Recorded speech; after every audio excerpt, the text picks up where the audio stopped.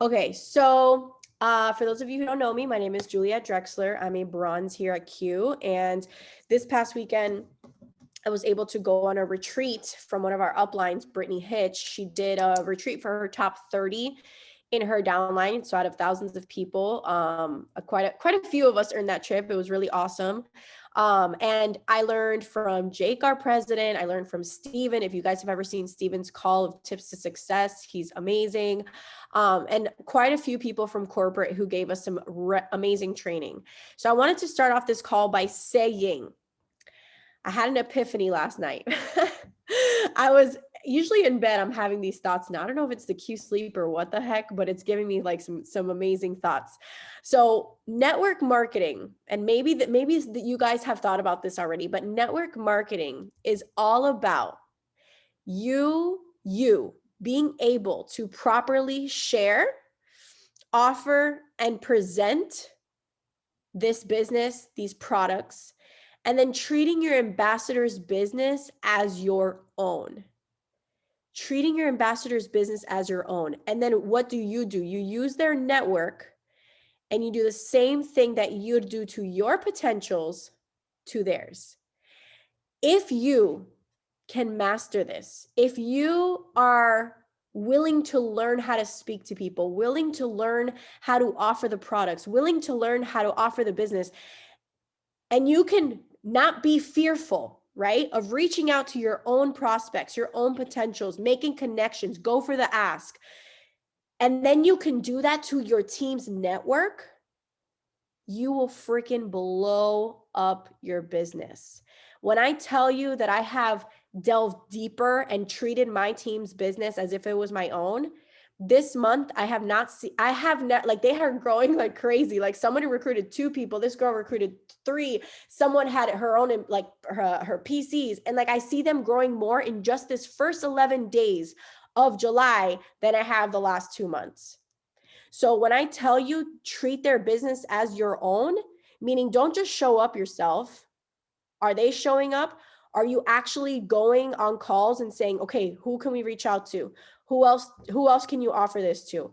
If you're not doing that and you're just saying, here's the scripts, here's what you need to do, more than likely they ain't gonna do it. Okay. They need your support, and you need to build that confidence to be able to take hold of their business and run with them. Okay. Now, everything I'm going to talk about, I'm going to give you 4 things to implement in your business that will get you to executive.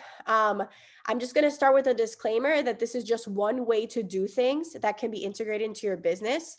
I really do not want you guys, because like funny, because I was seeing results doing this like one way, right? From what we've learned, from what a couple of us have like talked about of what works. And then when I went to this retreat, I was like telling my husband, I'm like, babe, I'm like super stressed out because they gave me this other option of what to do. And I'm like, am I doing it wrong? I'm a very like tangible and very like literal person. So when someone says do this, I'm thinking everything else is wrong. Obviously that's not the case, but that's like where my mind goes. So what I want you guys, if any of you think like that, don't stress out if what you have been doing is working and it doesn't necessarily look exactly like this. This is just an additional tool for you guys to grow. I'm just going to lower the air because I'm sweating. Okay. So with that being said, the number one thing that you can implement is called screening. Okay. So write this down if you're taking notes. Screening. Okay. I want to start by saying that you do not need everyone on your team. Okay. Hear me out. Screening is going to help you sift through the masses and decide who is a good candidate for ambassador and who should simply be a PC. Okay, so why should you consider screening before enrolling an ambassador? Consider, okay, there's definitely I was going to say exclusives, exceptions, right, to this rule. But why should you consider screening before enrolling an ambassador? One thing, the executive time clock. Okay. If you have been in the business for 2 to 3 months, I want you to think about this. Get the number of people that you brought in.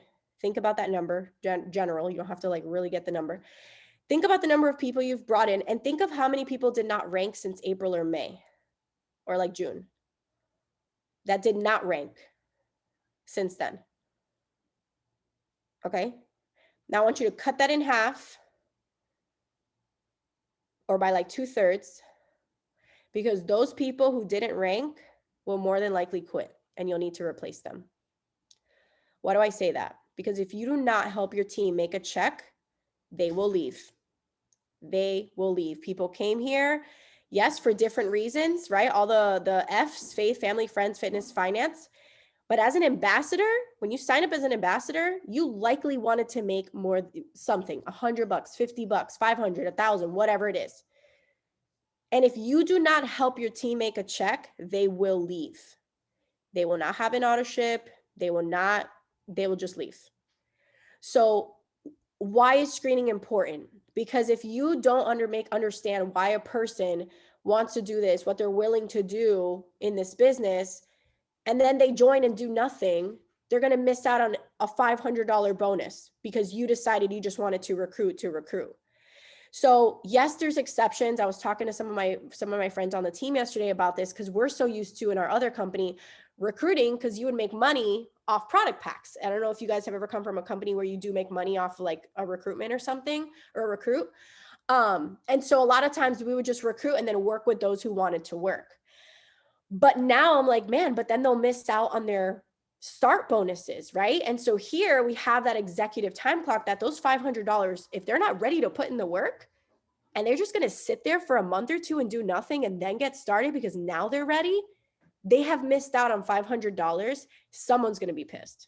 Okay. So just take this into consideration. Again, it's not like a hardcore rule. It's just a way. Okay. So screening, what's the first question in screening? What is their need? What is their need? So think of the 5 F's: faith, family, friends, fitness, or finances. Okay. If their need is products and they're like, oh, I really want to try the products, and literally like, that's it, sign them up as a PC. Perfect. Let's get some products in your hands. Tell me what you think. I don't know. I'm thinking of maybe doing their business, but I don't know. You can answer their questions and see, well, what's holding you back? What are you thinking about? And then what I would ask is question number 2. Are you willing to learn how to run a business?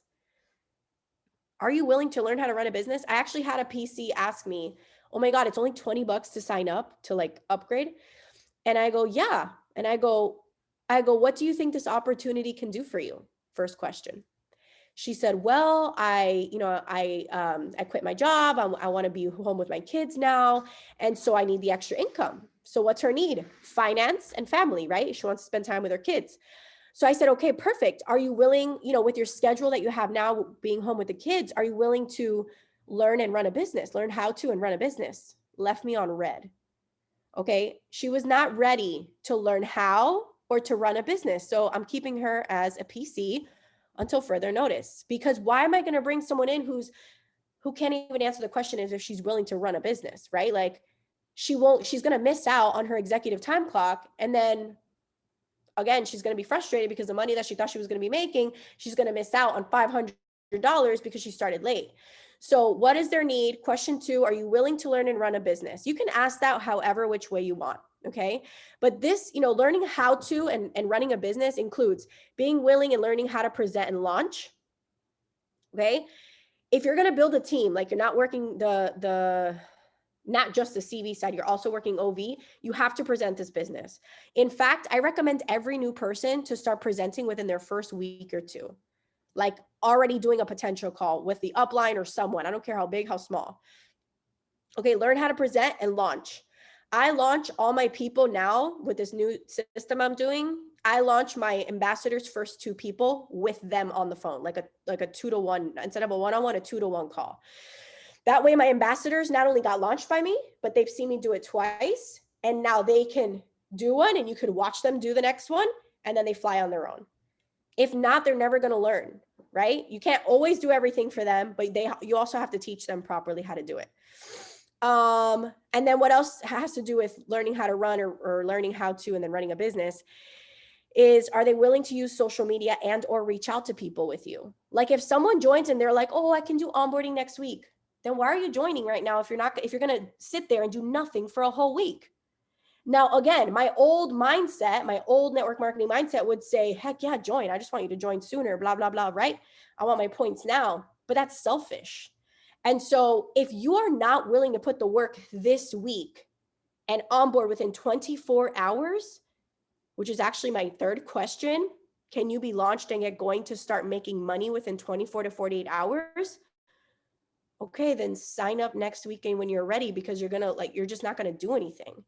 Now, again, there's a couple things to consider with this. Again, nothing is super concrete, but let's say if you know that, like, if it's the last day of the month and they said they're going to be out of town, they're not going to onboard until a week later, I would rather them join the first week of the following month, because they'll get that month plus the next month for executive time clock, than if they join because you were just selfish and wanted your 100 points to rank up the last day of the month, and then now they just have the following month. Does that make sense? Put a 1 if that makes sense in the chat. Okay. So that's question 3. Can you be launched and get going to start making money within 24 to 48 hours? Why? Again, executive time clock. So to be honest with you guys, if people want to join just to see how it goes, just make it clear that they have the executive time clock, and depending on what they're willing to do with your help in their first month will depend if they will get that money. So I would rather tell someone straight up, like, hey, if you're not going to do if you're not even willing to reach out to people, you're too scared, you don't know anybody, you don't even care to expand your network, you don't want to learn how to connect with people on social media, this ain't for you, homie. Okay? The network marketing ain't for you. Do something else. A lot of people want to make money, but nobody wants to put in the work. Like, this takes work. Okay, so that's number 1, screening. 3 questions. Okay, the second thing I learned is edifying. Now, I'm literally sweating. Pregnancy ain't easy, y'all. Oh my God. Edifying. Number 2, edification is powerful. When your ambassadors reach out to their potential ambassadors, okay, one of the ways they can do it is by edifying you as a leader and connecting the people to you. Okay, a third party is always going to sound, but it's like listening to your aunt versus listening to your mom. Your mom tells you not to do something, you want to do it, your aunt tells you and she's the cool aunt or whatever, and you're like, okay, I'll do it because my cool aunt told me. Same thing, you're the cool aunt. Okay, so let your team edify you. So here's my formula based on edification. I'll send it in the chat, and then I'll read it. Formula for edifying. Part 1, who the person is, what they're into, and what gets them excited. Okay, so who the person is. The person is a single mom, working 2 jobs. She's into fitness, and she actually is a nurse and she loves helping people. Okay, what's wrong with this mom though? Okay, well, this mom has debt. This mom is a single mom working 2 jobs, lack of presence perhaps with her family, right? So what solution does Q offer? Extra income, being able to build possibly an income where all she has to do is maybe either work 1 job instead of 2, and so the rest she can be home doing this, or 2, she can one day quit and do this full time from her home and be able to spend more time with her kids. So what solution does Q offer? Plus edifying the leader, yep, FFM as well, plus edifying the leader, so edifying Julia, whoever it is that the mentor is, plus offering a time to speak. So an example, and again, this is a very basic example. Do not use this as a script, please. Be very personal. But this is an example. Let's say Fulana, person A, whatever, spoke to me last week and they were complaining to me about debt, whatever, that they're in debt. Hey, Giancarlo, the combo that we had last week has been on my mind. And I need to let you know that I met someone that's helping me how to get out of my own financial mess. They are brilliant in business and they can totally help you get out of debt as well. They might have some time tomorrow if you're down to hear about how they can help you. If she has some time, would you hop on a quick call? It's like a formula. If I were to send you a call recording, would you take a listen to it? If she has some time, would you hop on a quick call? If I send you a live call link, would you hop on? Always end with something like if would. Okay. There's like a tactic to that. I learned it from a network marketing guru. But you see what I did? I brought up the issue, I edified the leader, and then I ended with a question to go ahead and offer the time to speak. But you have to know who the person is, what they're into, what gets them excited, their need, right? What Q offers, getting them out of debt, edifying the leader, offer the time to speak. So that is one amazing way that you can do that. Now, some of you are incredible and you know, maybe people trust your opinion a lot. Maybe you were an industry leader before, a million other reasons I can think of. But for me, if I were to reach out, I could totally edify someone, but I can like for someone that I'm like, maybe they're too close to me and I know that they wouldn't listen to me because to me, everything is like whatever. But if they listen to a third party person, they might consider it. This is when I would edify. But other than that, if it's someone that probably admires me or someone that I've worked with before that admires me, something like that, I would take control and say, hey, I really think you need to get your eyes on this business. If we schedule a time tomorrow, would you hop on a call with me? Maybe I would just do a call with myself with them, or I would offer them a live call. But like, I wouldn't talk about my mentor in that case. So again, it just depends what that looks like, right? Okay, so number 3. So we talked about screening, we talked about edifying. Number 3 is the schedule, the schedule for people that you have in your placement suites. Put a 1 in the chat if you are so 100% sure of when to place your people, how to place your people, and like you got that. You've got the reins on that. Put a 2 if you're like, or if you really still have a lot of questions. Because when I first joined, I struggled. Okay, cool. I'm not alone. 2.5. Okay, so let's talk about the schedule for placement suites. Now, this is like perfect scenario type stuff, okay? And more, I would say that this tool that they taught us is more for people who at least recruit 2 people a week. Okay? But I mean, technically you could still use it for anybody. I mean, you can recruit 1 person and still do this. But the idea is like, if you're going to leverage and incentivize people in your placement suite, yeah, you need 2 or more people to like decide who goes first, right? Or last. But let's say you recruit 1, 2 people, it doesn't matter. Or maybe 30 people, whatever. On day one, Lily signs up. We're going to call her Ambassador Lily. Day 1, Lily signs up. Okay, so this is the schedule. Write this down. Day 1, sign up. Day 2, launch and invite. So who are we launching? Lily. Who are we inviting? Her prospects to an opportunity call. Day 3, opportunity call. So day 3 is the opportunity call day. We sign people up that day. Okay. How many prospects should Lily invite to the call? At least 5. Lily has to have wanted to work the OB side. Lily has had to be willing to reach out to 5 people at least. You have to be willing to help her out with reaching out to those 5 people using the edifying process or the other process of them. Like if the person trusts them, then you can just invite them to the call. Okay. Day 3, opportunity call, sign people up. Day 4, we're following up with the people who were on that call. So you could just put follow up and then again invite. So we're following up with people who were on that call that didn't sign up. And then you're going to invite the prospects of the people who signed up the day before to another call. So Lily signed up Victor and Courtney. You guys are my top 2 people on here, Victor and Courtney. Okay. So Lily signed up Victor and Courtney.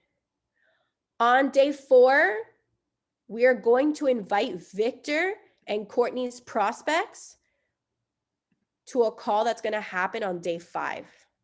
So day 5 is another opportunity call.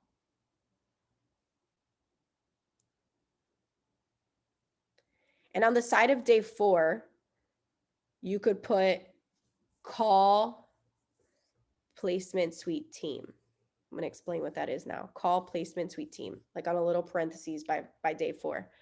Call placement suite team. So this is a day that you have an idea of where you're, like, if you're, let's say you're working like 2 or like 3, wherever you're working or wherever you decide you're going to place. And on top, if you have multiple people in your placement suite, you are going to call your people and say, hey, I have right now 300, 400, 500 points to place, and I'm letting you know that I'm placing in 2 days. This is what I need. This is what I'm looking for to decide who to place under first. Active auto ship. Active with 100 PV, active auto ship. Do you have an event ticket? Are you going to Unite, which we're going to talk about in a sec? And what's your production? Who has ambassadors? Who has PCs? Who's working? All right. And then day 5 is the opportunity call for Lily's people. And day 6, you place. This is ideally an ideal situation. Now, the point of this system, guys, is for new people to bring someone in their business by day 3 and 5 who would actually, so the question is, who would actually get people in and on these calls that fast? What type of person? The person you screened who is willing to do the work. Do you think the person who signed to see how it's going to go, or the person who signed up for the MyQFit discount, or do you think the person signed up because it's $20 and they don't want to miss out, but they're not going to do anything? Like, do you think those people you'll actually be able to do this with? Absolutely not, because they're not ready, willing to launch ASAP when they join. Okay, so day 1, sign up. You sign up the ambassador. Day 2, you launch that ambassador and invite prospects on a call the next day. Day 3, opportunity call. That's the day, opportunity call, try to sign people up. If people sign up, day 4, we're just going to follow up with people, make sure that we follow up with the people from the other opportunity call that didn't sign up.